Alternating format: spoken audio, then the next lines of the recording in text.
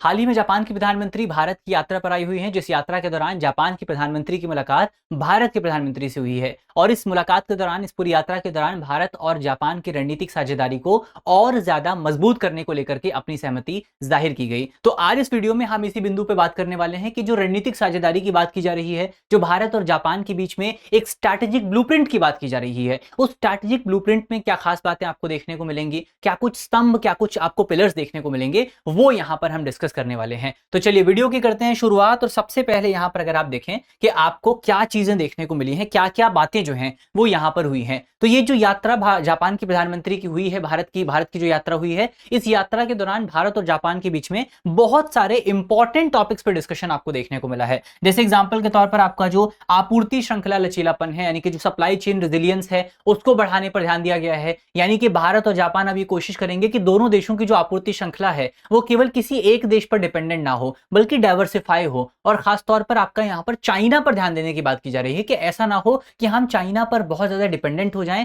Critical minerals के मामले में, तो उसको कंट्रोल करने की बात यहां पर हो रही है। दूसरा आपका तकनीकी सह उत्पादन यानी कि को प्रोडक्शन को लेकर के भारत और जापान के बीच में डिस्कशन हो रहा है, जो कि पहली बार होने वाला है।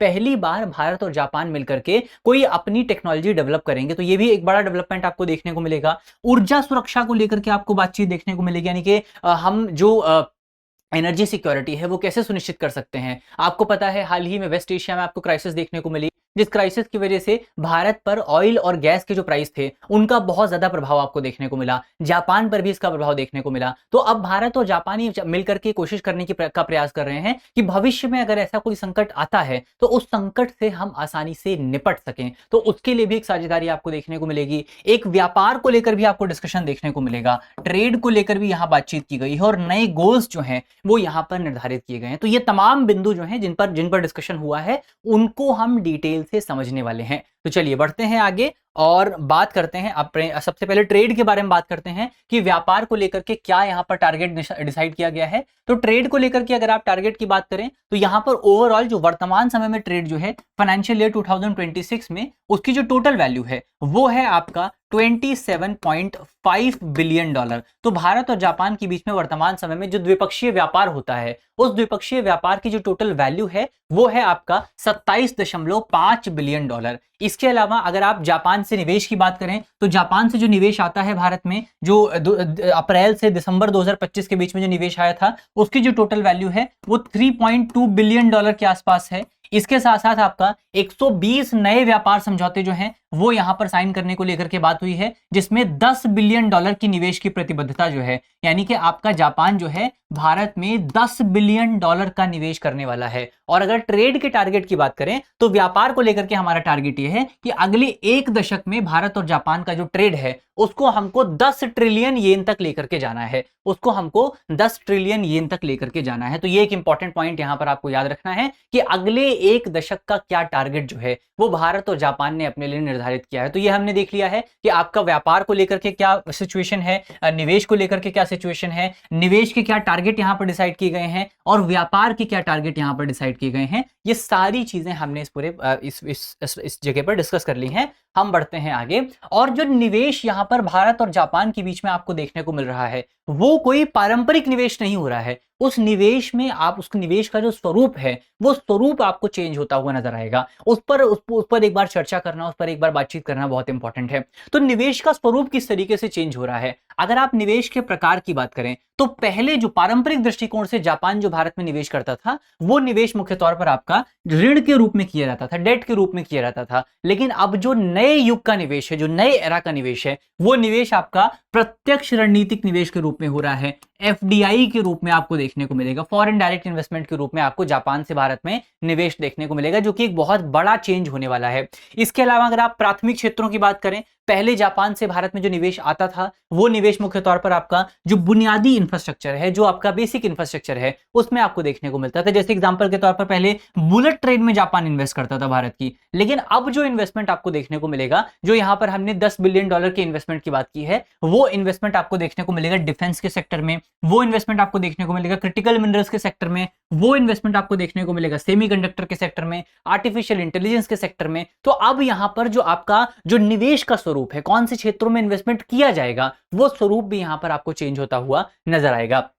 इसके अलावा अगर वित्तीय तंत्र की बात करें कि निवेश जो है वो कौन सी मुद्रा में किया जाएगा। जो पहले इन्वेस्टमेंट होता था, जापान जो पहले भारत में इन्वेस्ट करता था, वो इन्वेस्टमेंट मुख्य तौर पर आपका अमेरिकी डॉलर में किया जाता था। लेकिन अब जो इन्वेस्टमेंट है वो येन और रुपए में होगा, यानी कि येन और रुपए का मैकेनिज्म स्थापित किया जाएगा। भारत और जापान आपस में एक साथ मिल करके एक दूसरे की करेंसी में जो है ट्रांजैक्ट करने वाले हैं। ये एक बहुत बड़ा डेवलपमेंट आपको देखने को मिलेगा। तो हमने देखा कि भारत और जापान के बीच में जो निवेश है उसका स्वरूप किस तरीके से चेंज हो रहा है, उसका जो नेचर है वो किस तरीके से चेंज हो रहा है, उस पर हमने बात कर ली है।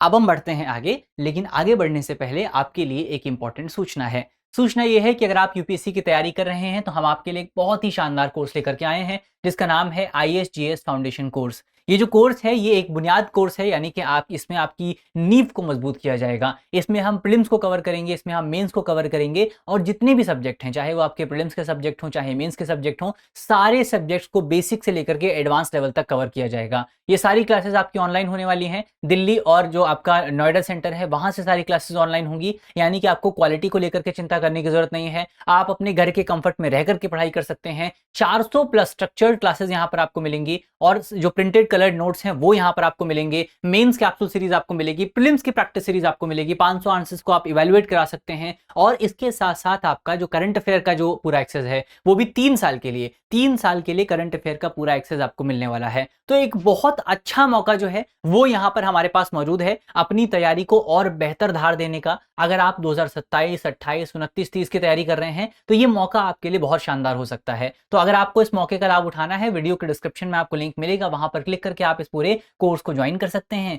या अगर आपको कोर्स के बारे में जानकारी चाहिए तो आप हमारे नंबर पे भी कॉल कर सकते हैं। नंबर आप नोट कर लीजिए 87501 87501। इस नंबर पर आपको डिटेल से जानकारी मिल जाएगी। चलिए अब हम यहाँ से बढ़ते हैं आगे और बात करते हैं आपका कि जो यहाँ पर आपका रणनीतिक ब्लूप्रिंट तैयार किया गया है भारत और जापान के बीच में, उसमें आपको अलग अलग पिलर्स देखने को मिलेंगे, उसमें अलग अलग क्षेत्र आपको देखने को मिलेंगे। तो जो सबसे पहला पिलर है, जो यहाँ पर जो ब्लूप्रिंट तैयार किया गया है, उसका जो पहला पिलर है वो आर्थिक इंजन और सूक्ष्म उद्यम को लेकर के है, यानी कि एसएमईज को लेकर के है, स्मॉल एंड मीडियम एंटरप्राइजेस को लेकर के है। यहां पर सबसे पहले क्या प्रयास किया गया है कि जापानी फर्मों द्वारा भारतीय कंपनियों में निवेश में जो है वो अब थोड़ी सी वृद्धि की जाएगी, और ज्यादा इन्वेस्टमेंट आपको भारतीय कंपनियों में देखने को मिलेगा। जैसे उदाहरण के तौर पर यस बैंक में 20% हिस्सेदारी के लिए $1.6 बिलियन का सौदा आपको देखने को मिला। तो जापान के जो बैंक हैं वो भारत के बैंक में इन्वेस्ट करने वाले हैं। तो इसी तरीके से और ज्यादा इन्वेस्टमेंट जो है वो यहां पर किया जाएगा।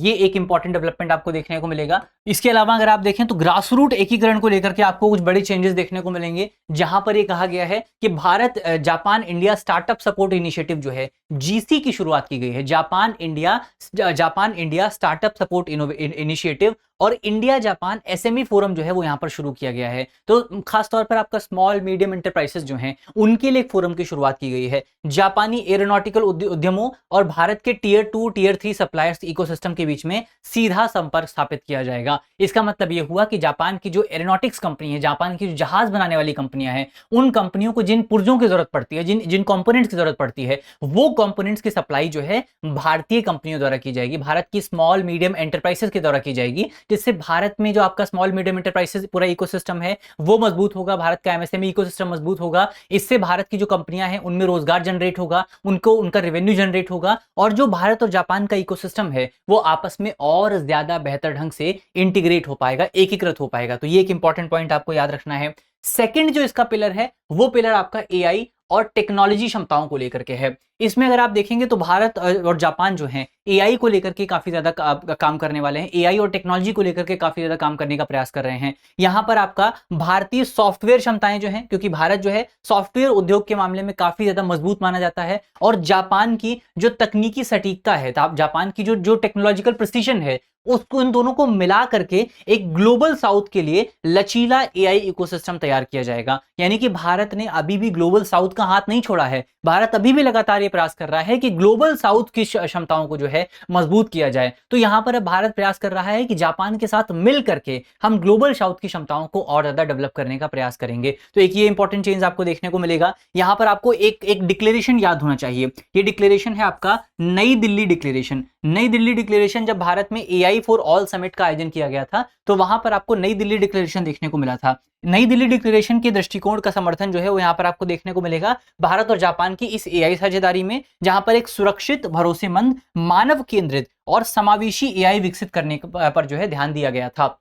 तो ये भी एक चेंज आपको देखने को मिलेगा। आर्थिक सुरक्षा रोडमैप यहाँ पर तैयार किया जा रहा है, खासतौर पर सेमीकंडक्टर क्षेत्र को लेकर के, क्वांटम तकनीक को लेकर के और उन्नत सामग्री में आपूर्ति श्रृंखला को मजबूत करने का प्रयास भारत और जापान करने वाले हैं। तो टेक्नोलॉजी को लेकर भी भारत और जापान जो है आपस में सहयोग करेंगे, आपस में कोऑर्डिनेट करेंगे। तो दूसरा पिलर क्या है इसका? दूसरा पिलर है आपका टेक्नोलॉजी का। तीसरे पिलर की अगर आप बात करें, तीसरा पिलर आपका ऊर्जा लचीलापन और सामरिक भंडारण को लेकर के है। यहां पर आपका ऊर्जा उपलब्धता और सामर्थ्य की चुनौतियों से निपटने के लिए भारत और जापान सामरिक भंडारण इकोसिस्टम पर मिलकर के काम करेंगे। आपको याद होगा हमने इस पे पहले चर्चा की थी कि जो वेस्ट एशिया की क्राइसिस आई थी, उस क्राइसिस की वजह से जो ऑयल और गैस के प्राइस बहुत ऊपर उठे थे, उसका प्रभाव आपको भारत पर भी देखने को मिला था, उसका प्रभाव आपको जापान पर भी देखने को मिला था। तो अब भारत और जापान मिलकर के प्रयास करेंगे कि भविष्य में हमको ऐसी कोई सिचुएशन देखने को ना मिले, और अगर कोई ऐसा संकट आता भी है तो भारत और जापान आपस में मिलकर के इस संकट का जो प्रभाव है उस प्रभाव को कम कर सकें। तो इसमें आपका भारत की जो ministry of petroleum and natural gas है, जापान की जो आपकी इकोनॉमिक और जो ट्रेड मिनिस्ट्री है वो यहां पर काम करेगी, भारत की पेट्रोलियम मिनिस्ट्री काम करेगी। जो दोनों देशों के जो उद्योग हैं, उन उद्योगों में जो भंडार मौजूद है, जो इंडस्ट्री स्टॉक पाइल है, उसका यहां पर इस्तेमाल किया जाएगा। जो उत्पादक देश हैं, जो आपके प्रोड्यूसर कंट्रीज हैं, उनके साथ कोऑर्डिनेट किया जाएगा और एक पूरा इकोसिस्टम तैयार किया जाएगा, एक एनर्जी रेजिलियंस लूप तैयार किया जाएगा, ताकि अगर कोई संकट आता है तो उस संकट से निपटने में हम आसानी से सहायता कर सकें, आसानी से संकट से निपटा जा सके।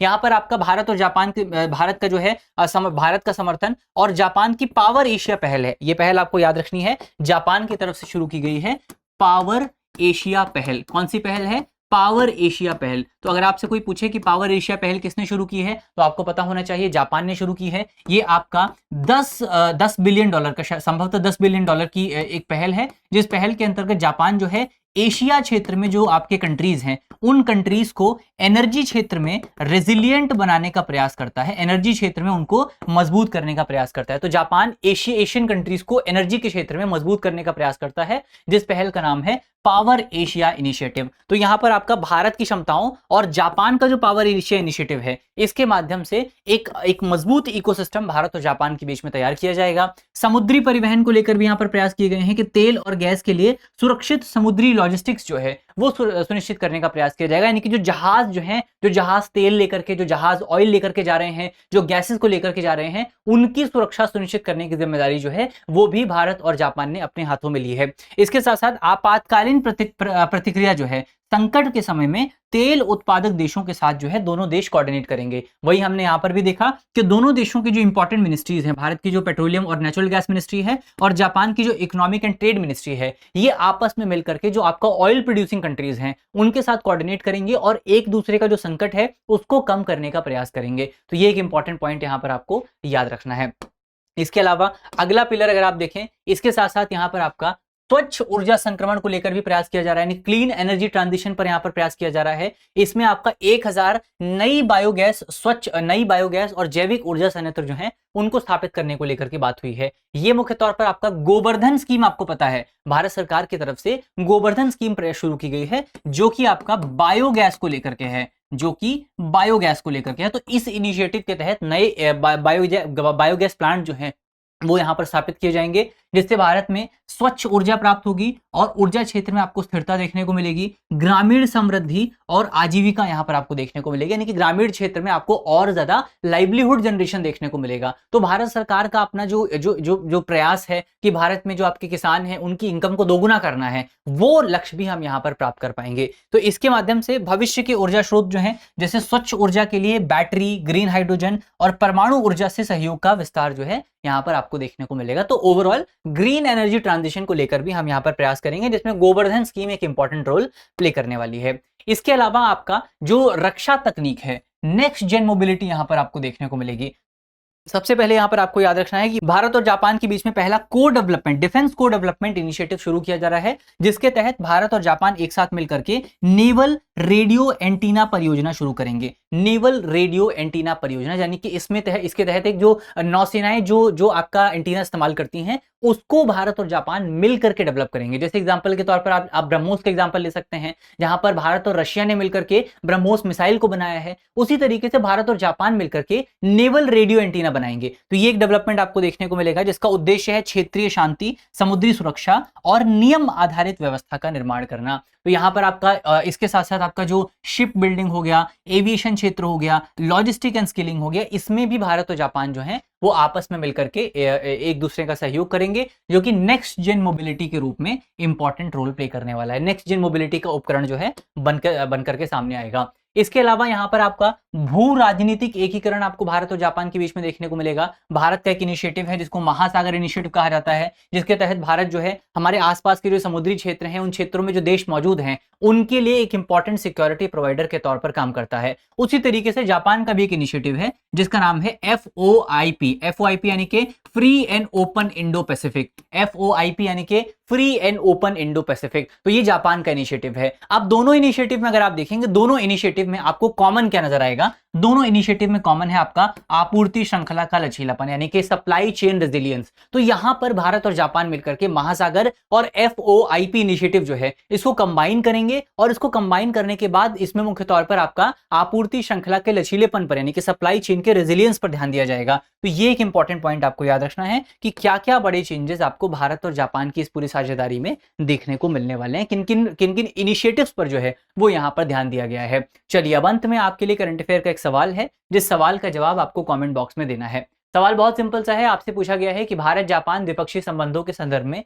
निम्नलिखित युग्मों पर विचार कीजिए। 4 हमारे सामने स्टेटमेंट हैं, जिनमें हमको बताना है कि इनमें से कौन सा स्टेटमेंट जो है, कौन से युग्म जो है वो सही सुमेलित हैं। हमारे ऑप्शन है option a next generation mobility partnership, और next generation mobility partnership, automotive जहाज निर्माण और विनिर्माण क्षेत्र, बायोगैस पहल, गोवर्धन कार्यक्रम के तहत 1000 संयंत्रों की स्थापना, आर्थिक सुरक्षा सहयोग, फार्मास्यूटिकल, महत्वपूर्ण खनिज और सेमीकंडक्टर क्षेत्र, और चौथा हमारा स्टेटमेंट है रक्षा सह उत्पादन परियोजना, नेवल रेडियो एंटीना का विकास। तो उपयुक्त में से कितने युग्म सही सुमेलित हैं ये आपको बताना है। हमारे ऑप्शन है केवल 1, केवल 2, केवल 3 या सभी 4। तो इसका सही जवाब क्या होगा वो आप जल्दी से कमेंट बॉक्स में बताएंगे कि यहां पर कौन सा स्टेटमेंट आपका सही है। तो इसी नोट के साथ करते हैं आज की अपनी वीडियो को समाप्त। मुझे उम्मीद है कि इस वीडियो में हमने जितने भी इंपॉर्टेंट टॉपिक डिस्कस किए हैं वो सारे टॉपिक आपको समझ में आए होंगे। अगर आपको वीडियो अच्छी लगी है तो वीडियो को लाइक कीजिएगा, वीडियो को शेयर कीजिएगा अपने दोस्तों के साथ, अपने साथियों के साथ। मिलते हैं आपसे अगली वीडियो में, तब तक के लिए अपना ख्याल रखिए, ध्यान रखिए, पढ़ते रहिए। धन्यवाद। अब एग्जाम की तैयारी को और बेहतर करने के लिए हमारे चैनल को लाइक, शेयर और सब्सक्राइब करना ना भूलें।